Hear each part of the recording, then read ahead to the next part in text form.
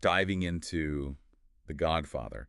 And, this is going to be interesting because we've got like the whole shebang, right? We've got the book, we've got the film script, and we even got some, pretty in-depth critical analysis. It really is an embarrassment of riches. It is, it is. But, we're not just here to like rehash the plot, right? No, no, no. We want to get deeper. The Godfather, I mean, it's about more than just the mob, It really is about how this family operates almost like its own nation, with all this complex stuff about power and how they see right and wrong. Yeah, yeah. It's like Puzo built a whole society right inside our own. Yeah. And I think one of the best places to see that is right at the beginning, that wedding scene. I mean, come on. It's Godfather 101. But there's so much going on there under the surface. You've got Sonny, impulsive, hot-headed. And then you've got Don Corleone. He's got this quiet power, right? Right. It's like he doesn't even have to try. You really see Puzo establishing that authority, like right off the bat. And even with the FBI agents kind of lurking around, the Don, he's completely unfazed. He knows they can't really touch him. And that confidence, that's key to this whole Corleone empire. Oh, yeah, yeah. And then amidst all the wedding stuff, we're introduced to Bonacera, the Undertaker, right? Yeah. And he comes to the Don looking for help. And it sets the stage for how this whole world works. It's all about favors and obligations. Well, that's exactly it. That little exchange with Bonacera is like the foundation of his power. He's a problem solver, but not out of, the goodness of his heart, right? There's always a price. And Puzo, he plants those seeds of, well, are these guys good or bad? Yeah. Right from the beginning. It's like he's saying, I'll help you, but you're going to owe me big time. And then there's the whole thing with Johnny Fontaine, the singer. Oh, yeah, Johnny Fontaine. Needing a favor from his godfather.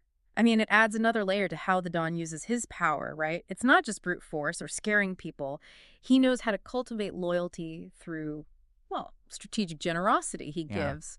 But it always reinforces those bonds. Yeah, for sure. Yeah. But it's not all sunshine and roses and wedding cake in this nation, right? Oh, no, definitely not. I mean, there's fear, too. And that brings us to Luca Brasi. Oh, yeah, Luca, the enforcer. Can't talk about Luca without that whole story about, the midwife. Oh, man, that was dark.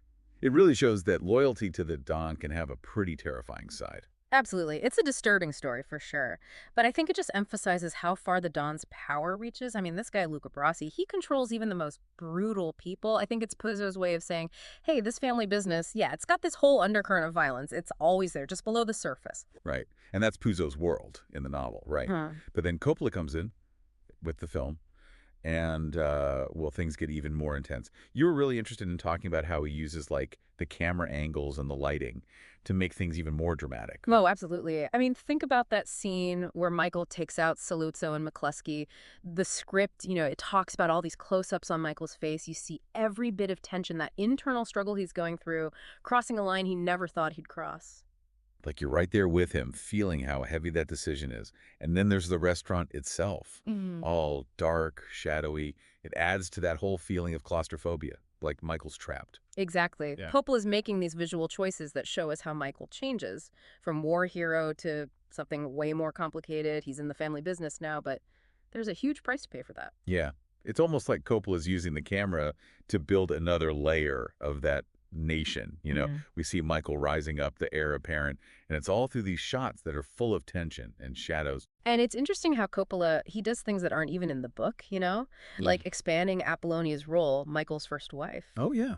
I was wondering about that. Why do you think he did that? Well, I think by giving her more screen time, it adds this whole tragic layer to Michael, Losing her becomes this turning point. It shapes his whole path and makes his, downfall even more powerful. Yeah, that makes sense. So, okay, we've got Puzo building this incredible world in the book. Then Coppola comes in and makes it even bigger on film. But what about the man at the center of it all? Marlon Brando, Don Corleone. I got to say that performance, it's what makes The Godfather so iconic for me. Oh, yeah. It's like a masterclass in acting. Yeah. The script talks about the Don as a man of few words, but he has this undeniable presence. Yeah. And Brando, he embodies that perfectly. The way he moves, those tiny gestures, that voice, it's all so powerful, and he never even shouts. That scene, I Believe in America, it gives me chills every time. It's so quiet, but powerful at the same time. You see the Don's, his patriotism, but also this darker side to his version of the American dream.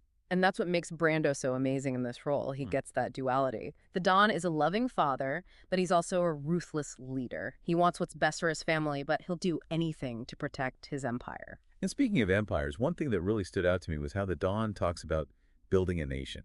Like he wants to create something that will last, but his methods, not exactly, the usual way of building. Yeah, that's such an interesting contradiction. He wants stability, he wants his family to be taken care of, but he's using violence and power to get it. And that tension, that moral complexity, that's what makes The Godfather so gripping. It makes us ask ourselves, what are we willing to sacrifice for our families, Hmm. our ambitions? And can we ever really justify the means, even if we think the end is good? Absolutely. And as we dive deeper into this, we're going to see how those themes, they play out in all sorts of fascinating ways. I can't wait. Me neither. It's going to be good. Buckle up, everyone. It's funny because Michael, he wants something completely different at first. Oh, totally. She's like the girl next door. Yeah. And their whole thing is, it's so pure.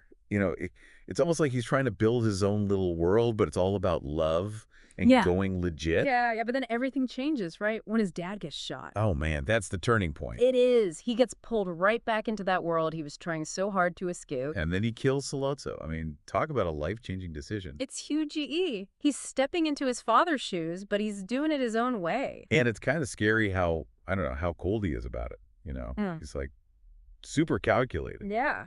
And it's like his version of problem solving is way more, ruthless than his dad's. It is. And I think this is where Coppola, he really shines as a director. Remember those camera angles we talked about in that scene with Sollozzo? Oh, yeah. All those close-ups, the darkness. It was so intense. It was. Coppola isn't just showing us what's happening. He's showing us what's going on inside Michael's head. How he's changing. Yeah. From war hero to, the heir to a criminal empire. It's heavy stuff. It is. And it's not just in that one scene either, right? Throughout the film, Coppola uses all these visual techniques to show us how Michael is becoming more and more like his dad. It's almost like they're two worlds, they're merging together. Right. But the sad thing is, Michael's world, it falls apart in the end, doesn't it? It does. He loses Kay, he pushes everyone away, and it's like the darkness it swallows him whole. I think it's a story about how it can be seductive, but it comes at a huge cost. Yeah, for sure. It's like that American Dream, the Corleone version. It's twisted. Right, totally. You got to make compromises, you cross lines, and eventually it corrupts everything. Man, that's deep. Okay, we've got to talk more about Marlon Brando, though. Don Corleone. You said he was the perfect example of quiet intensity. He is. He doesn't have to yell or anything. He commands respect. Yeah. And the script describes the Don as this guy who can be warm one minute and terrifying the next. Brando gets that completely. Oh, yeah. It's like every word he says, it has so much weight.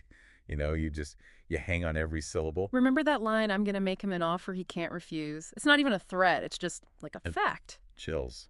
Yeah, That yeah. voice, that Brando rasp. It's like the voice of experience, someone who's seen it all. He's built his own little nation, and he knows how to run it. Speaking of which, there's that scene where the Don makes peace with all the other families. It's like he's setting the rules, drawing the boundaries. Yeah, he says he wants to let bygones be bygones, but you can tell there's still tension there, like a threat. That peace is fragile, for sure. It's like he's saying, do things my way or else, but in this really subtle way. It's amazing how he stays in control, even when it looks like he's giving up some of his power. And that's what's so brilliant about The Godfather. It's not just a crime story. It's about power, loyalty, and how messy it all gets. Yeah, it makes you think about what you'd be willing to do, for your family, for your ambitions. And it shows us that good and bad, they're not always so clear-cut. Exactly. And that's what keeps us coming back to this story, even after all these years. I feel like we're only scratching the surface here, though. There's so much more to explore. Oh, absolutely. I mean, we've got all these sources, and they're full of details and connections. It's like we've got this map to the Corleone world, and we're just starting to figure it out. I can't wait to dig deeper. This is going to be good. It's wild, right? The Godfather, it's like this crazy gangster movie, but it's also like this deep dive into what it means to be a family, what it means to want something so bad you'll do anything to get it. It really is. It's like we've been given the blueprints to a whole empire. We see how it's built from the ground up. Right. And the Don, he had his vision, but Michael, he goes on this whole journey, right? Starts out wanting nothing to do with the family, then bam, he's building his own version of that nation. Like a Shakespearean tragedy. He could have had it all. Legitimate life, the whole 9 yards. But he gets sucked back in. And Coppola, he shows us all of that, doesn't he? Remember that scene when Michael asks Kay to marry him? Oh, yeah, he's talking about going legit, leaving the family business behind. You can see it in the script. He really believes he can change things. But he can't, can he? The violence, the betrayals, it's all too much. It changes him. And in the end, his version of the family, his nation, it's even more brutal than his dad's. I think it shows how Michael's from a different time, More cold-blooded, maybe? It's like a warning, Yeah. about the American dream, the Mm. Corleone version. Anyway, it's all twisted. You got to make compromises. You got to cross lines. And it ends up costing you everything. The Godfather doesn't sugarcoat it either. It shows us that ambition can be a dangerous thing. So we've got Puzo's story, Coppola's filmmaking, and then, of course, Brando. I has Don Corleone, right? He is. It's amazing how he captures all those contradictions. The Don's powerful, but he doesn't need to shout. He can be scary, but he's also a loving father. Brando nails it all. He's not just acting, he's showing us what it means to be a leader, to build something, to protect it. That's why his performance is so captivating. And it's not just about brute force, right? The Don, he understands people. He knows how to make them fear him and be loyal to him. That's how he builds his nation. Right, he's a strategist. It's all about playing the game, knowing how to move the pieces. So yeah, The Godfather is more than just a mob movie. It's about power, about human nature, about what we're all capable of. It's mind-blowing, right? We started with a wedding, we ended with a baptism, and in between, a whole world rises and falls. It's incredible how much Puzo and Coppola packed into this story. And it still speaks to us today. We're still fascinated by power, by the idea of belonging, by the choices we make for our families. The Godfather, it shows us all of that. You've given us so much to think about. Yeah. I feel like I need to go back and watch the movie, read the book, and just, I don't know, absorb it all again. That's what a deep dive is all about. It's about sparking those ideas, making you look at things in a new way. Maybe you see some connections to your own life. Who knows? So to everyone listening, go back and experience The Godfather again. Pay attention to the details, the themes we talked about. You might be surprised by what you discover. Yeah, the world of The Godfather, it's still out there waiting to be explored. Maybe you'll even find yourself wanting to build your own little nation. Just be careful what you're willing to sacrifice along the way. It's a good one to end on. Until next time, folks, keep on diving deep.